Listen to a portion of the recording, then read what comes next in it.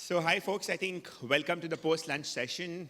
This is Food Forum India, and I think because it's Food Forum India, people continue to eat, and we have a lesser audience to begin with, but I'm sure they'll join us as we get going. I think it's a very interesting panel. I think the topic is, food service being, being the drama king in this space or the drama queen in this space. I don't want to do any gender bias, so I'll use king and queen both. Would have been nice to have a female on the panel as well, but we have a lot of beautiful female audience out there. But yeah, I think food in India is an emotion. I think everywhere is an emotion, not just India. But I think it's one of the biggest tools or ammunitions to express the social, the cultural, the trends that are trending, what's happening. It becomes an expression, right? And I think celebrating that expression is what each one of us as restaurateurs are trying to do and provide the consumer the best possible experience. Like I said in the morning, right? I mean, earlier in India, food service was all about hygiene, convenience. Now it's become about comfort food, and it's been about experience and how are you able to provide that experience to the consumer at home or in the restaurant. You see experiential packaging happening. I know some brands who are thriving on experiential packaging on delivery. Churning out different cuisines, like a sushi or a khao sui or, dim sums, Korean meals, etc., etc. But somewhere I think this is a very interesting panel because, we talk about that theater in food because हमारे India में जो दिखता है वो बिकता है तो हम कैसे दिखाते हैं. मैं तो बोलता हूँ कि शो ऑफ करना अच्छा होता है आप सही तरीके से उसको शो ऑफ करो तो.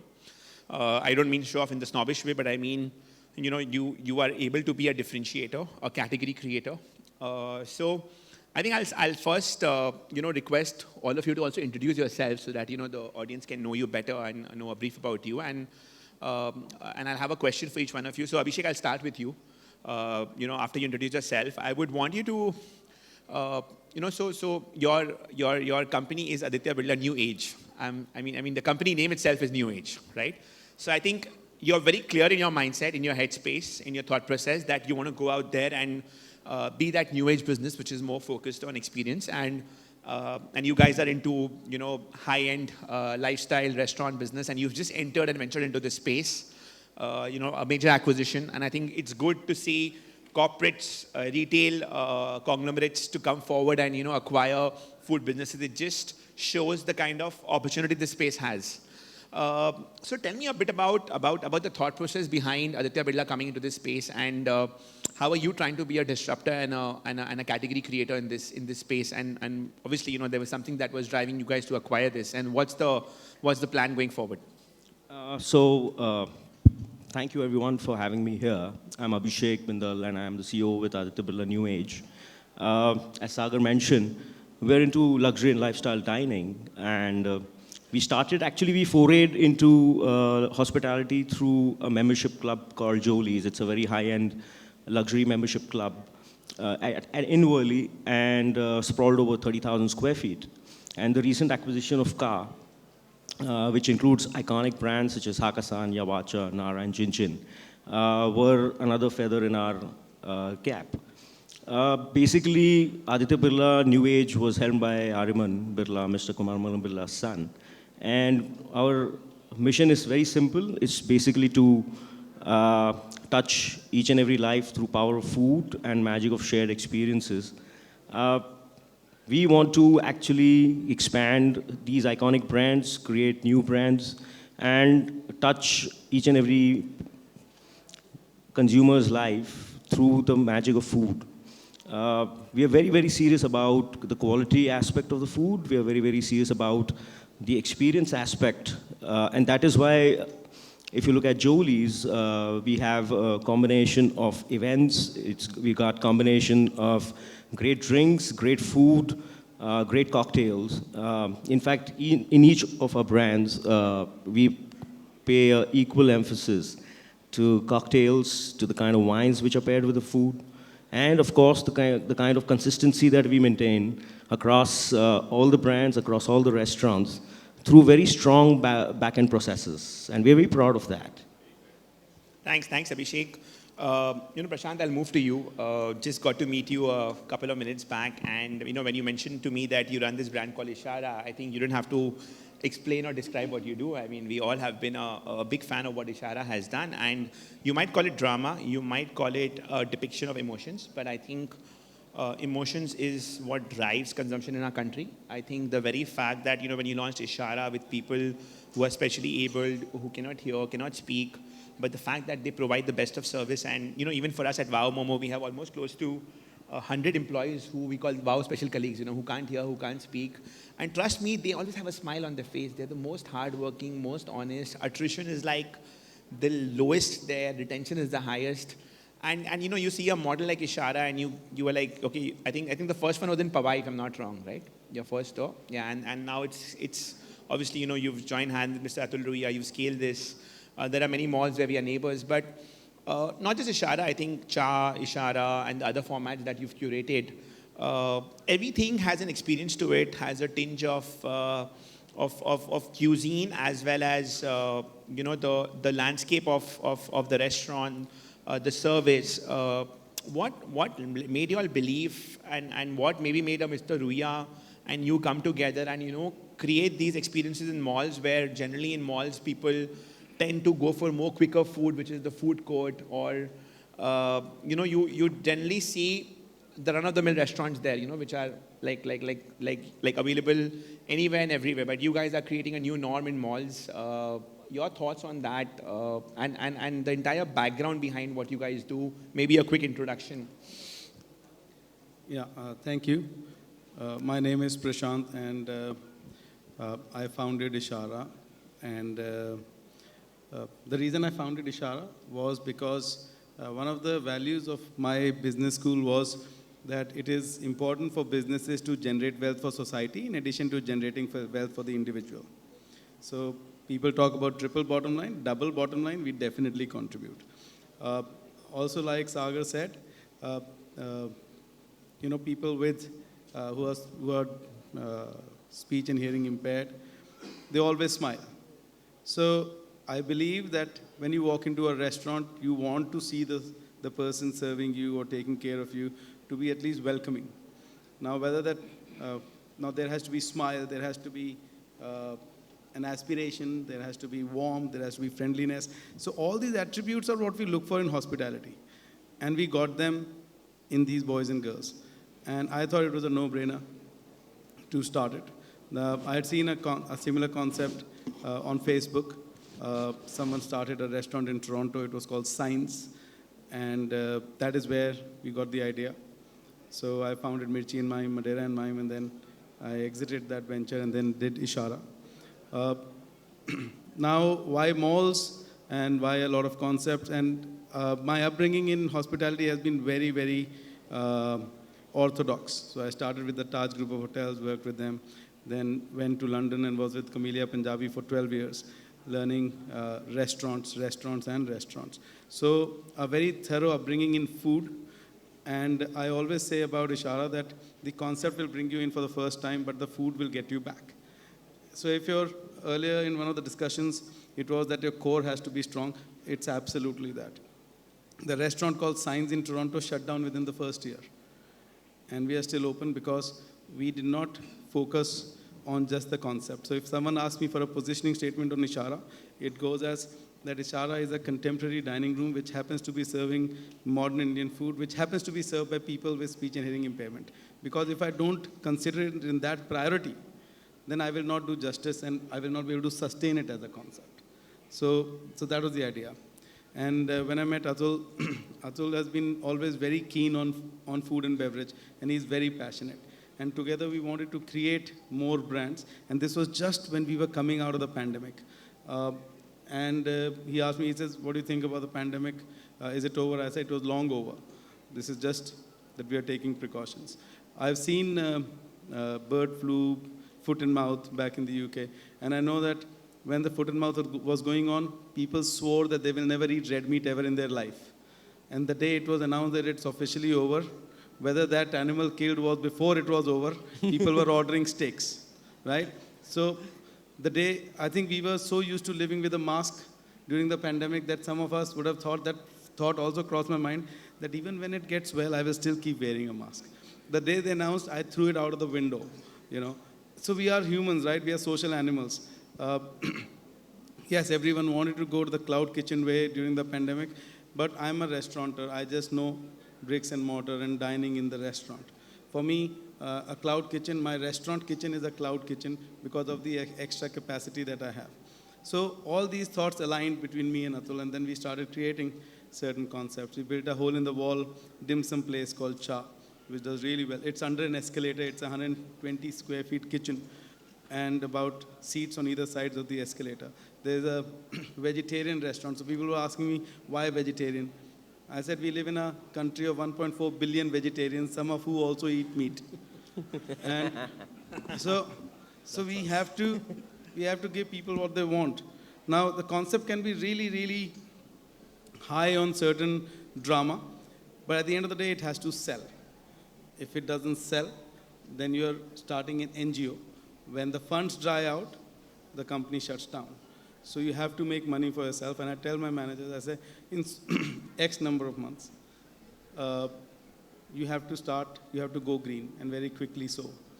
So going green, whether it is 1 rupee or 1% or 20%, that doesn't matter. But first you have to, it's proof of concept that it's going green.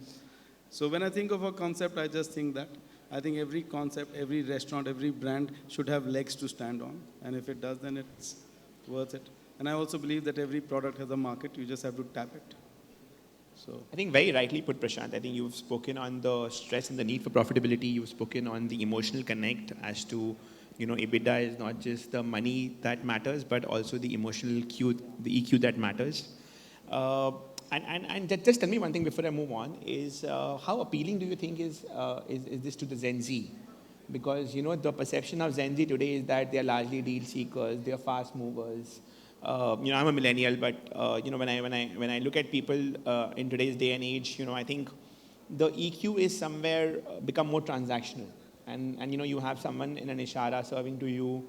How do you think the Gen Z is taking to the, you think, is it this becoming more relatable because maybe somewhere being served is also maybe an Instagrammable moment for them? Or is it more of a, who's daddy, what goes, I don't care? So it's a bit of both actually. But I think the Gen Z is so aware and they firmly believe in inclusion. They firmly believe in equality. The world is a much more equal place. We talk about inclusion now because we practiced exclusion before. And they are well aware of what happened previously, so they look at it with a lot of respect. And they come back. I was skeptical initially, but wherever I've been skeptical in business, I've been proven wrong. So I'm gladly proven wrong in this as well. Nice. And picking up that leaf from Gen Z, Ankit, I'll come to you. Prior to this panel, we were having a discussion, and I think the model that you've created is a phenomenal desert concept, right? Which is making a lot of money, and I'm happy that it's a successful model. Now, tell me, appealing, your kind of product is completely meant for the Gen Z, right? I mean, it's vibrant, it's colorful, it's a dessert, it's an after meal, and and it's a Belgian waffle. It sounds international, and you've built an Indian brand around it. At the same time, I think a major part of your business comes from delivery also. And, we were talking about Gen Z being deal seekers where they go to both the apps, or a Swiggy and a Zomato, and see where the price point is less. So a quick intro on yourself so that people can know you. But how are you trying to address this entire perception to Gen Z towards your product, which is largely a dessert, a product that travels well for delivery, and something which has an appeal to them? So, hi guys, I'm Ankit here. I run a company called the Belgian Waffle Co. It's a QSR chain specializing in selling waffles. Sagar and I were just touching upon a major chunk of our target audiences normally ranges from 3 years to 25 years. And given our model is basically a small format model, there are a lot of theatrics around what we need to do to basically stay relevant and stay connected with our target audience. Now, delivery is something which is here to stay. It's just convenience, and whether it's food or it's apparel or it's anything that you want to buy, even groceries, everyone, basically, it's a way of life. So today, almost 55% of our sales come from online, and, to stay relevant as a brand and to stay connected with the TG, it's not only important for us to, essentially dole out good products, that's the essence and that's the most important. But, we also try to do a lot of other different kinds of engagement activities to basically stay relevant. So just to say, touch upon a couple of activities we've done in the past. So when we had launched a new product called Kiki and Cream earlier, it was just a new variant, but this was back in 2019. And when we did that, the whole Kiki, Do You Love Me was a very trending theme. And that time, we actually stitched an entire campaign around it. We asked people to do something funky with the brand, send us certain, reels, videos, and we did a cross collaboration with OnePlus, and we basically then distributed OnePlus phones to winners. Now, when we did that, normally it necessarily creates a certain connect with the brand, because what happens is that if everything moves online, there is a disassociation with the brand, and you're just one amongst the many in terms of a tabloid. Swiggy and Zomato are nothing but tabloids for food. So, these kind of offline activations are extremely important when you're dealing with the Gen Z and doing a bunch of things.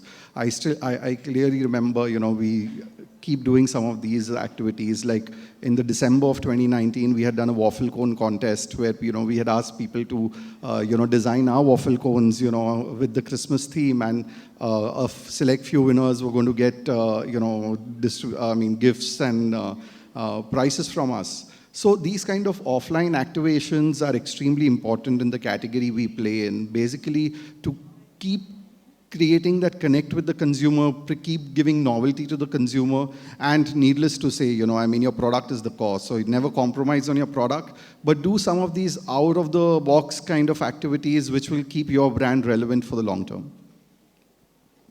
Interesting. And speaking of Gen Z, I think, Sid, coming to you, I think your name itself is for the Gen Z, good flippin' burgers, and it sounds cool.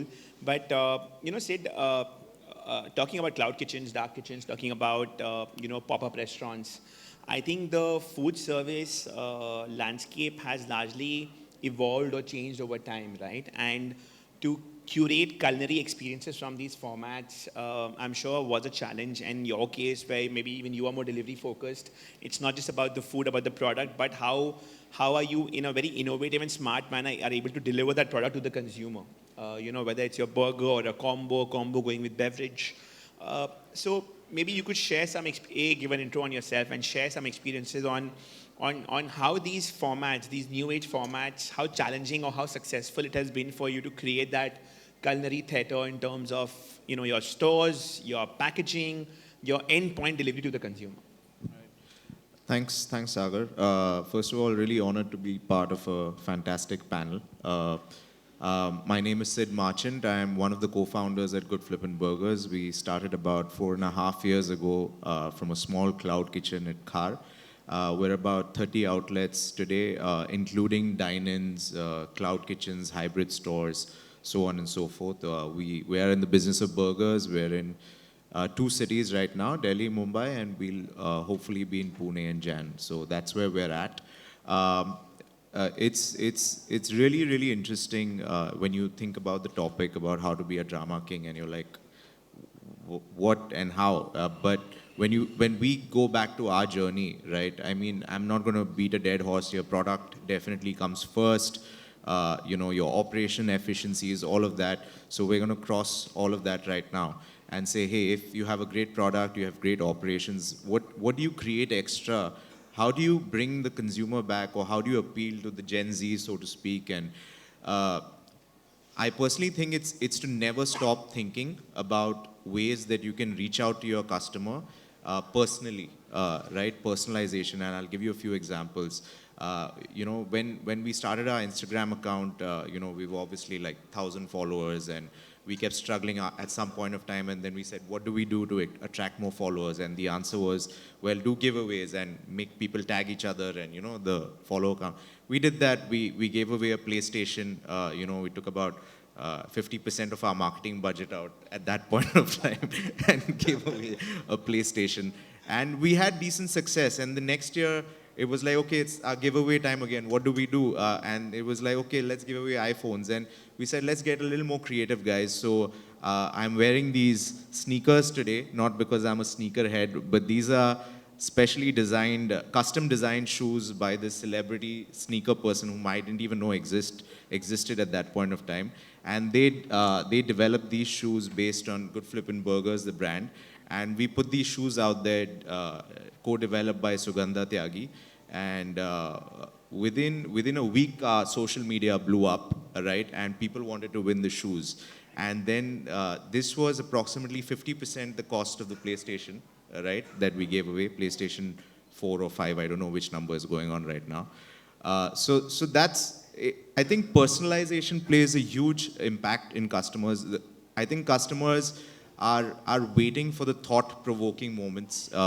Another example that we did during Valentine's Day, we had dine-in stores at that point of time, and what is everyone doing? Okay, dine-in offers, discounts, bring in your date, come in, you know, Valentine's Day, and people generally do that. And we basically said, having about 70% of our business coming from delivery, how can we reach out to the customer? Again, many ideas later, we developed the idea of the Valentine's postcard. So we took the old postcard, you know, the postal service postcard, and we designed it really beautifully. And we then left a blank space for somebody to write a message to their Valentine, right? And we put that in every delivery bag that went to the customer, every delivery bag for about a week. And we got some brilliant traction. The few that posted, we were expecting like 10,000 people to post. 150 people posted. But I think when we met people and customers later on, you know, people remembered that, and they was like, hey, that Valentine's, that was so cool. You know, I gave my wife, I missed out on getting her a gift, or we never celebrate Valentine's Day, but because of that postcard, I wrote somebody a note at that point of time. So I think it's thoughtful things like this that can really, really differentiate you. Our mantra is just never stop thinking from a personalization perspective rather than, oh, how do I cater to like 1,000% or 100% of my customers? Another thing we've done within our stores, we've just opened our flagship store at Malad, and we got these old arcade games. I'm guessing we all remember here, Contra, Mario, and we put it in our store. And now people come and they order a burger and they go and play video games.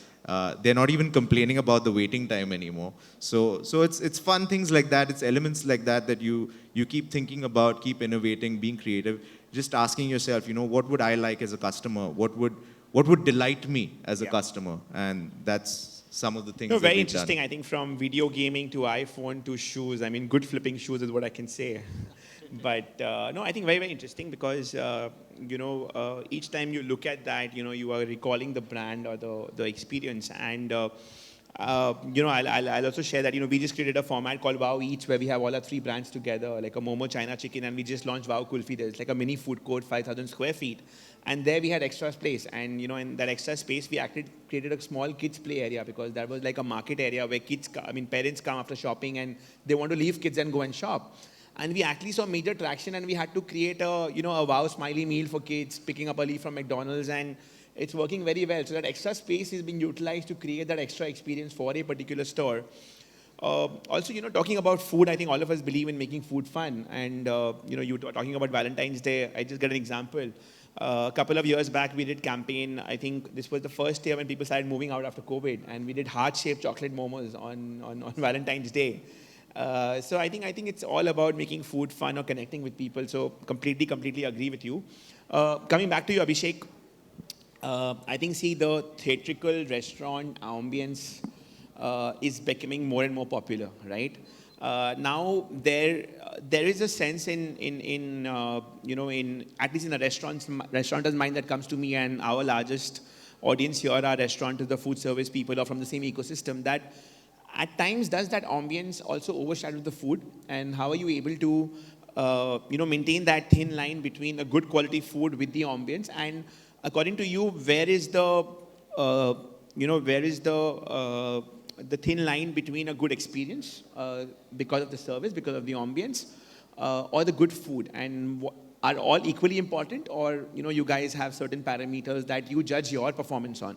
Because the only thing is that these ambiences come with very high capex, and then you look at your return on capital, etc., etc. So maybe for someone being a large conglomerate, you might feel that it's good to have it's a good to have, but is it a must-have to make that business profitable?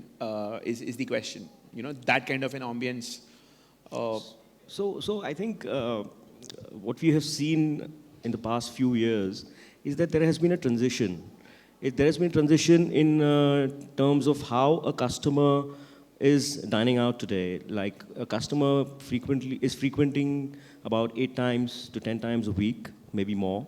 If I take the experience of coffee to a very fine dining experience, right? And everything and anything in between, right? So what happens is, that ambience is directly linked to the amount of money that the customer would like to spend. And as a business, the model is really based upon what kind of money I want to make from each table, from each customer, what is my wallet share from there. And we cannot take away from the fact that the food and the service has to be impeccable each and every time. They have to be consistent each and every time.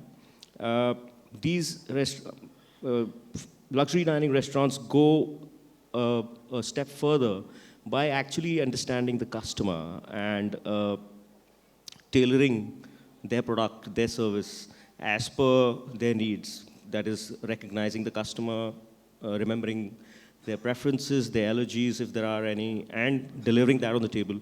At that moment, ambience takes a back seat.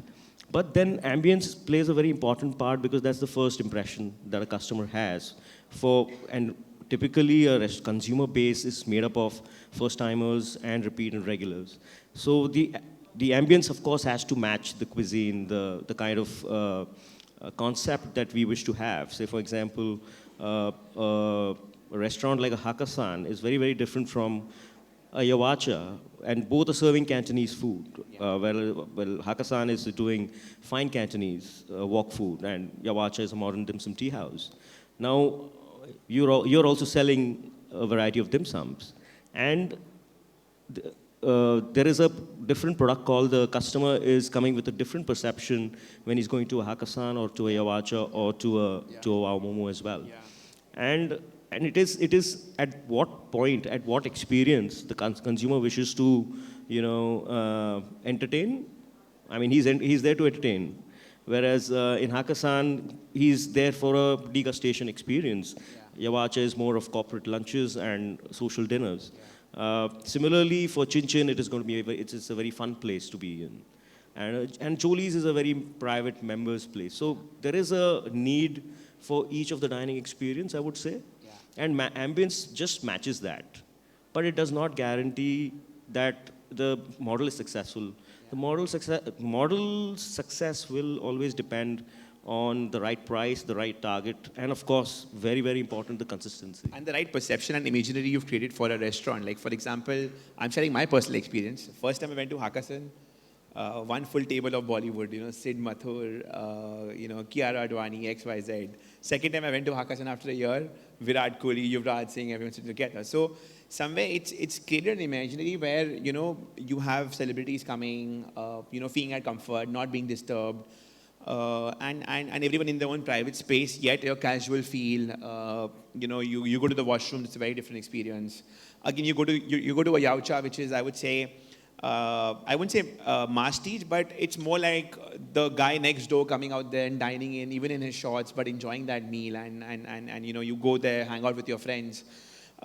So yeah, I completely agree with you that it's the imagery that you create for that restaurant and what that restaurant stands for. And very interestingly about Jolie's, I was not aware, I had heard about it, but the fact that it's a private members club, you are in your own comfort zone, and you do network there, and I think it becomes a great networking platform. Not just for you to interact, but I think also for you to be, feel wanted or feel part of a niche group, where you feel empowered. It becomes a social status symbol in a way, right? And I think these experiences are emotionally connected, but you can't replace the satisfaction levels with just a meal. I think it's also the imagery that you create around it, which is priceless. Absolutely. Yeah. And I think the sooner we all realize that these things will not have an ROC or OC to it or a return on capital to it, I think the better it is. And glad like conglomerates like you are coming into this space. Prashant, coming to you quickly. You just mentioned about this Cha being completely a vegetarian restaurant and cuisines being very important to people. In India, as per my experience, and I said it in my earlier panel also, that health does not sell. Perception of health sells in India. Now, more and more people are becoming calorie conscious. More and more people are becoming health conscious. Are you seeing an increased demand in health and calorie conscious menus being asked for in your restaurants? And if at all, how are you able to depict those recipes to make them look appealing, give an experience of larger than life or theater or drama, if that may be the right word? So I think it's a red herring. You put out a health conscious menu like a under 500 calorie. I once put out a menu in an Indian restaurant of mine, which was have a 3-course meal in under 500 calories, and a lot of people came, and I think hardly 1% of them ordered that menu. So it's a red herring. You have to get people in. Because the perception is healthy food will not be tasty. And time and again, I tell myself, okay, for the next 10 days, I'm only going to eat salads. And I start missing food like anything after the first meal, So it's just that. It's a perception. It's how to drive people in.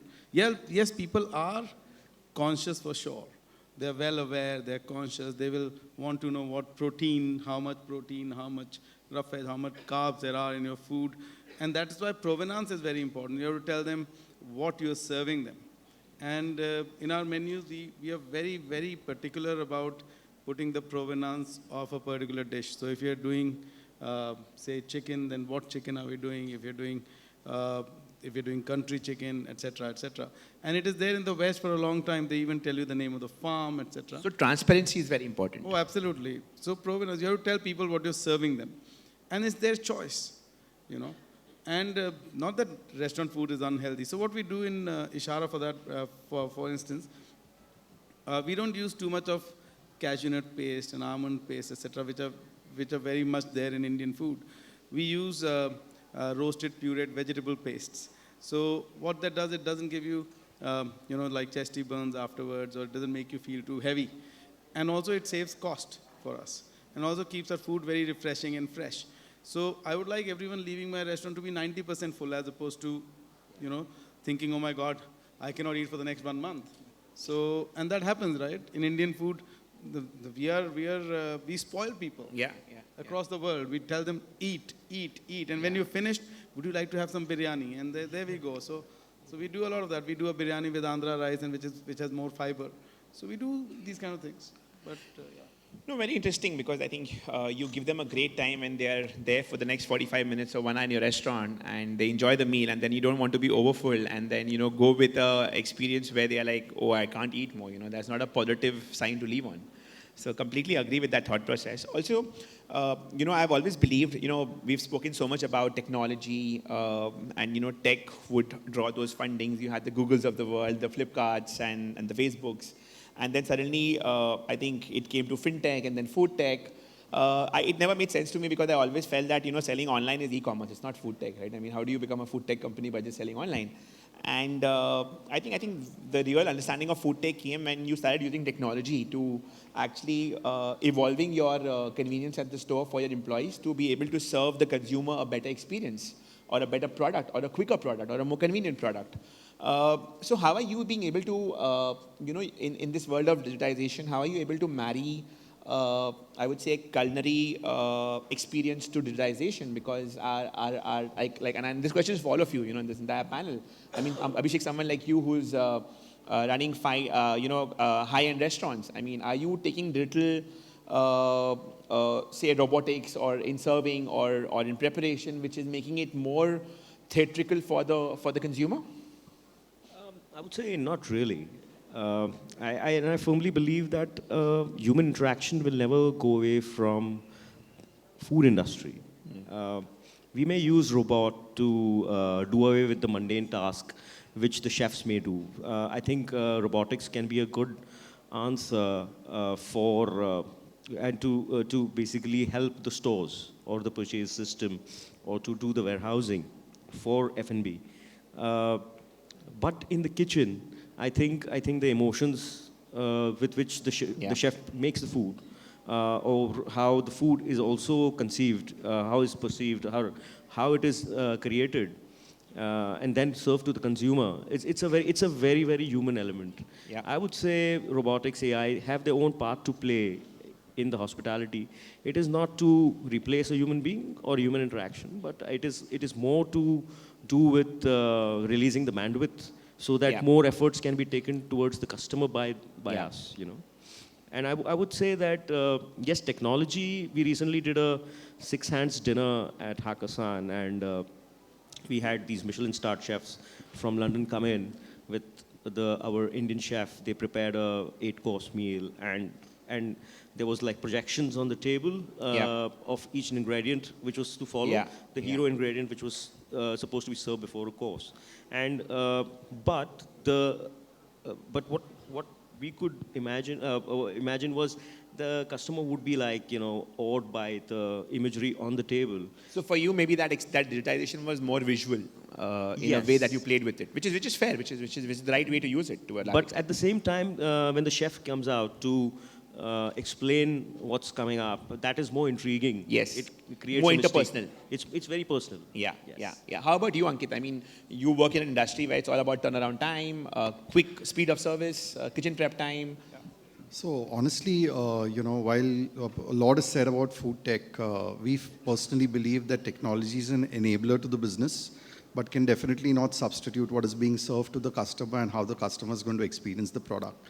So product is the king, and product's always going to remain the king. Yeah. The way we use technology is that we use it a lot in our back-end processes, whether it's supply chain, store operations, which helps the store staff actually free up their bandwidth, which then can be actually better deployed in terms of making tastier food. So tech as an enabler. Yes. So tech is certainly an put it like enabler to the business, but not necessarily something that's going to transition this entire industry. Got it. Food's going to remain food, functional, how you have it and how you like it, and the experience that you have when you just take that first bite. How about you, Sid? As in, you are, in a way, I would say QSR, to an extent. And any kind of robotics and equipments to, turn out so many delivery orders coming, rush hours, peak hours. Yeah, so I think we're quite focused on using whatever means possible to is free up time from our labor resources, and B is so any machines cutting vegetables. So we have these automated fryers that we use. Robotic fryers. Yeah. You press the button, it'll fry for exactly 1 minute 42 seconds, then come out. Right? Exactly. I can train you within 3 days to make all our products within our kitchen. Yeah, interesting. And this doesn't include the prep because that happens at the kitchen. So that is a more labor-intensive and also that fry, you process. just press the button, that guy can do other work in the meanwhile, come back in a 10 Absolutely. So your chicken is never... So you're microwaving the frying part of it in a way. So your chicken is never overcooked or undercooked. Yeah, your fries are perfect, right? Yeah. So we've used a lot of tech. We've in fact we've worked with this company called Mukunda to kind of co-develop some equipments as well. Grillers, for example. We work with them also. With timers. I think the entire industry now working with them. Grillers with timers. I think 3 years from now we'll all talk who has a better technology, who's not working with a Mukunda, but these things on their own. Clearly grillers with timers, but no one's looking at the time on the clock over here right now. Any technology to control time? Get off. No, I think thanks. It was a great panel, and to sum it up, I think experience remains the king. Food is it's unreplaceable, but experience adding on to that food is like cherry on the cake with the cream. So thank you so much, guys.